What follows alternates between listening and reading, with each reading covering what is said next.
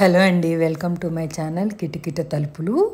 Please like, share and subscribe my channel. ఈరోజు నేను రవ్వ దోశ చూపిస్తాను. ఇది అప్పటికప్పుడు చేసుకోవచ్చు. ఈ పిండి ఎక్కువ నానితే బాగోదు. దేంతో మెజర్ చేసుకున్నామో అన్నీ దాంతో చెప్తాను. ఒక హాఫ్ కప్పు బొంబాయి రవ్వ, హాఫ్ కప్పు బియ్యం పిండి,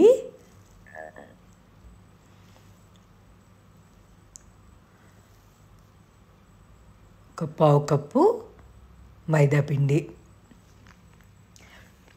మైదా ఇష్టం లేని వాళ్ళు గోధుమ పిండి కూడా వేసుకోవచ్చు. ఒక పావు టీ స్పూను సాల్ట్ వేసుకోండి. ఉప్పు, ఇది సాల్ట్ ఎక్కువ పట్టదు. చూసుకుని కలుపుకున్నాక, వాటర్ కలుపుకున్నాక టేస్ట్ చూసుకుని మళ్ళీ కావాలంటే కొద్దిగా వేసుకోండి. నీళ్ళు పోసుకుంటూ ఉండలు లేకుండా కలుపుకోవాలి. ఇది నాన్న అవసరం లేదు, వెంటనే వేసేసుకోవచ్చు అన్నమాట, ఇన్స్టెంట్గా. ఉండలు లేకుండా కలుపుకోండి.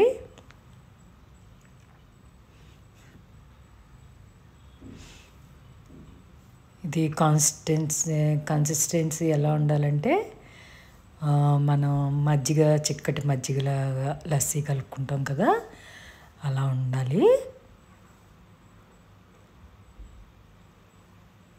చూసారు కదా, అలా ఉండాలి. ఇది పెనం పొయ్యి మీద పెట్టుకుని అది వేడెక్కేలోపు ఒక కప్పు ఉల్లిపాయ ముక్కలు, ఒక 2 టేబుల్ స్పూన్లు పచ్చిమిరపకాయలు సన్నగా తరుక్కున్నాను. ఇవి 2 మస్ట్, మిగతాయన్నీ మన ఇష్టం. ఉల్లిపాయ, పచ్చిమిరపకాయ కంపల్సరీ ఉండాలి. కరివేపాకు కొద్దిగా తరిగి వేసుకున్నాను. క్యారెట్ 1 టేబుల్ స్పూను, 2 టేబుల్ స్పూన్లు మన ఇష్టం, తురుము వేసాను. కొబ్బరి తురుము 1 టేబుల్ స్పూను.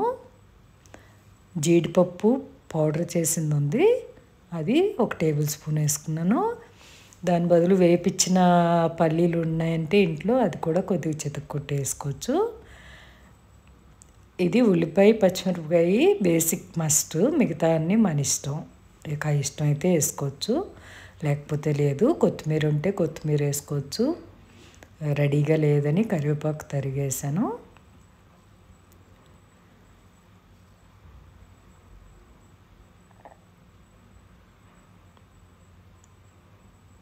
కలిపేసి పక్కన పెట్టుకుంటే ఇది ఒక 10 దోశల వరకు సరిపోతుంది.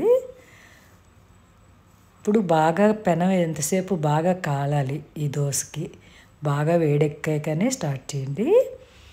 ఇది మనం కావాల్సిన ఎలా కావాలో అలా ఉల్లిపాయలు చల్లుకోండి. కొందరికి తక్కువ ఇష్టం ఉంటుంది, కొందరికి ఎక్కువగా ఇష్టం ఉంటుంది. పిండి కంపల్సరీ కలుపుకోండి. వేసి ముందు కొంచెం పైనుంచి వేయండి, పెనం మీద దగ్గర నుంచి కాకుండా పైనుంచి ఇలా పోస్తే అలా హోల్స్లా వస్తుంది. పోసిన చోటే మళ్ళీ పోయకండి, దలసరైపోతుంది. సో ఏంటంటే, అట్టు వేసిన ప్రతిసారి పిండి స్పూన్తో కలుపుకోండి బాగా. నెక్స్ట్ పెనం బాగా వేడిగా ఉండాలి. నెక్స్ట్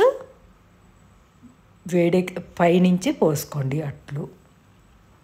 తర్వాత సన్న సెకను మీదే కాలాలి అట్టు, లేదంటే వేగదు. సో రవ్వ దోశ వేసుకున్నప్పుడు కొంచెం ముందే స్టార్ట్ చేసుకోండి. ఎక్కువ మందికి వేసుకోవాలంటే చాలా టైం పడుతుంది. 2 టీ స్పూన్లు నూనె వేసి కాల్చుకున్నాను. మీకు సన్న ఫ్లేమ్ మీద కాలిస్తేనే క్రిస్పీగా బాగా వస్తుంది అట్టు, లేదంటే బాగోదు. తిరిగేసి మళ్ళీ కాల్చుకుని, ఇది రవ్వ దోశ కొబ్బరి చట్నీతోటే టేస్ట్ బాగుంటుంది. వేరే చట్నీ అయినా పర్వాలేదు, కానీ కొబ్బరి చట్నీ ఫస్ట్ ప్రిఫరెన్స్ అన్నమాట. అదండి మరి. Thank you for watching.